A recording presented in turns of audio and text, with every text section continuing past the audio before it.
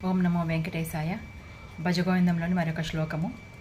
సురమందిరతరు మూల నివాస శయ్యాభూతలం అజినం వాస సర్వాపరిగ్రహ భోగత్యాగ సర్వాపరిగ్రహ భోగత్యాగ కస్య సుఖం నా కరోతి విరాగః కస్య సుఖం నా కరోతి విరాగః భజ గోవిందం భజ గోవిందం గోవిందం భజ మూఢమతే.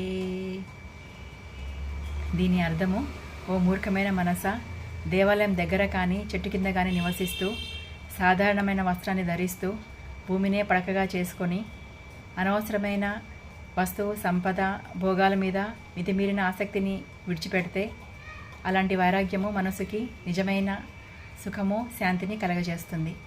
అంటే అనవసరమైన కోరికలు అలాగే వస్తువు మీద మన మోహం తగ్గించుకుంటే మనసు తేలిక పడుతుంది. అలాంటి మనసుకి నిజమైన ప్రశాంతత, సంతృప్తి అలాగే ఆనందం కలుగజేస్తుంది. ఓం నమో వెంకటేశాయ.